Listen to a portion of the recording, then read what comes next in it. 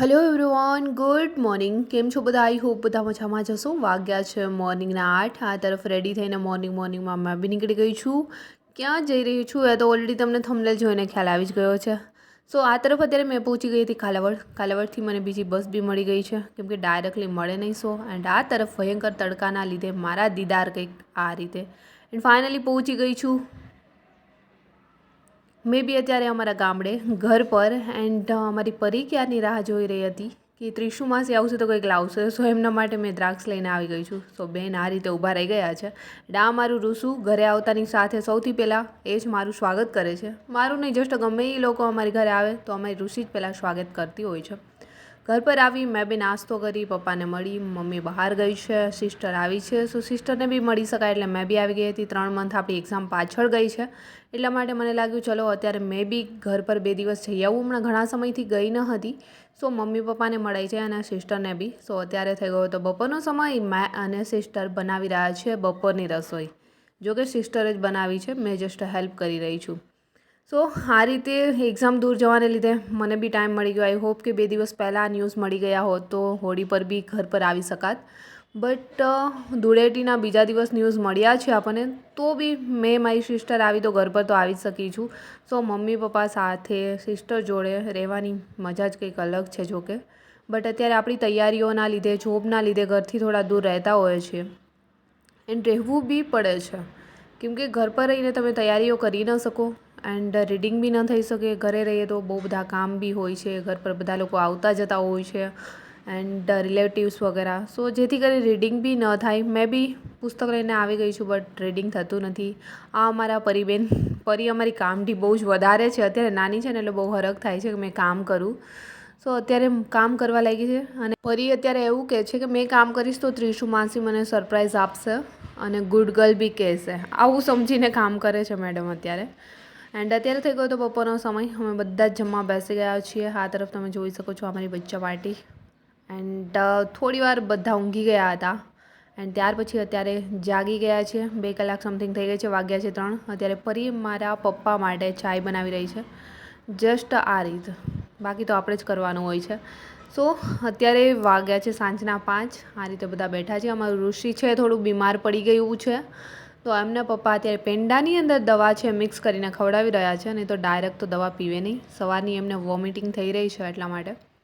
સો આ રીતે મને તો અમારા ઘર પર 2 દિવસ આવવાનો મોકો મળી ગયો છે. એક્ઝામ ડેટ થોડી દૂર ગઈ એટલા માટે, નહીં તો આવી બી ન શકાત. એક્ઝામ ફિનિશ કરીને આવવાનું હતું બટ એક્ઝામ ડેટ દૂર ગઈ છે એટલા માટે. એન્ડ બહુ બધા લોકો ખુશ થયા છે એ બી મને ખબર છે કે એક્ઝામ ડેટ દૂર ગઈ તો રીડિંગ કરવાનો સમય મળી ગયો, રિવાઇઝ કરવાનો સમય મળી ગયો.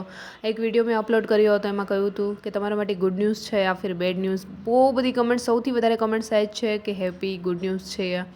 કોઈક જ જે હશે કે ભાગ્ય બેડ ન્યૂઝ લખ્યું હશે. એ બી શા માટે સમજી શકાય કે અત્યારે જ્યારે તૈયારી કરતા હોય તો બેરોજગારી, પૈસા હોય નહીં, કમાઈને ઘરે આપી ન શકતા હોય એટલા માટે લાગી રહ્યું છે. એ બી સ્વાભાવિક છે કે આવું બની શકે.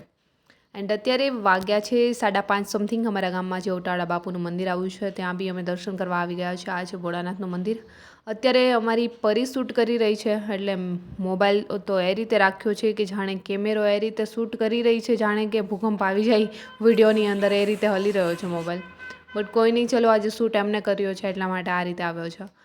એન્ડ અમારી બચ્ચા પાર્ટી અત્યારે માસીની જોડે ઓલરેડી ત્રિશુ માસી જેમ વ્લોગર છે એમ અમે બી બની જઈએ. અત્યારથી વ્લોગર બની રહ્યા છે.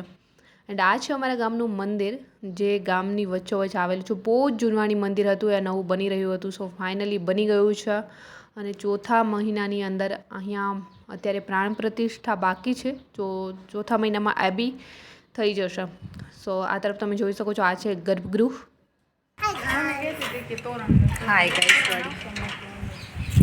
એન્ડ આ છે અમારા ગામની વચ્ચોવચ્ચ કહેવાય ને, ગામનો ચોક. આ જૂનું ગામ કહેવાય. અત્યારે તો જો કે બધા ગામની બહાર સોસાયટી વસી ગઈ છે એટલે ગામની અંદર કોઈ રહેતું નથી. આ છે અમારું ગામ.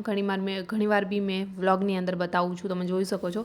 ન્યૂ સોસાયટી આ તરફ બહાર છે, જે સાઈડ અમે લોકો રહી રહ્યા છીએ. આ તરફ રહીએ છીએ. આ છે અમારી દુકાન, પપ્પા સંભાળી રહ્યા છે. એન્ડ અમારું ઘર તો તમે જોયું છે બહુ બધા વ્લોગની અંદર. મારા પપ્પા ગામના પૂજારી બી છે. આ તરફ અમારી પરી, દુકાન હોવાને લીધે 24 કલાક એમનું ચાલુ જ રહે છે. ખાઈ પી ફ્રેશ થઈ અને અત્યારે તાજા માજા થઈને બેન બેસી ગયા છે બુક્સ લઈને. એ બી બુક્સ તમે જોઈ શકો છો કઈ છે, સાંસ્કૃતિક વારસાની મારી બુક્સ લઈને બેસી ગઈ છે કે ત્રિશુ માસી હું ચાલો વાંચી નાખું, આખી બુક્સ પૂરી કરી નાખું ને મારે બી પોલીસ બનવું છે, આવું કહે છે. તો મેડમ વાંચવા બેસી ગયા હતા. અત્યારે સાંજનો સમય થઈ ગયો છે, વાગ્યા છે 8. પપ્પા ગયા છે મંદિર. સો દુકાન અત્યારે મેં જ સંભાળી લીધી છે. સો આ તરફ તમે જોઈ શકો છો અમારા પપ્પાની દુકાન છે, બટ ઘરે જ છે એટલા માટે પપ્પા હાજર ન હોય તો કોઈ બી સંભાળી લઈશું. અત્યારે મમ્મી બી બહાર ગઈ છે, સિસ્ટર રસોઈ કરી રહી છે, તો દુકાન મેં જ સંભાળી લીધી. આ તરફ અમારું ગામ, અચ્છા મારું રાતનો નજારો કંઈક આ રીતે આવી રહ્યો છે.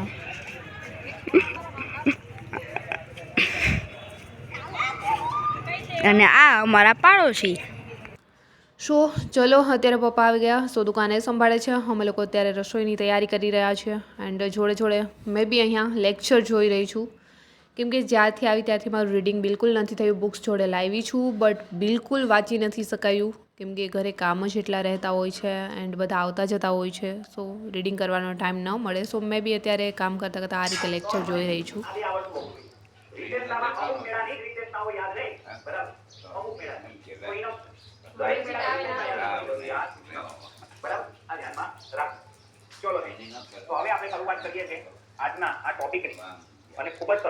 સો આ રીતે અત્યારે કામ કરતાં કરતાં મેં લેક્ચર જોઈ રહી છું, જેથી કરીને મારું રીડિંગ સ્કીપ ન થાય અને હેબિટ છે વાંચવાની એન્ડ લેક્ચર જોવાની એ છૂટી ન જાય એટલા માટે.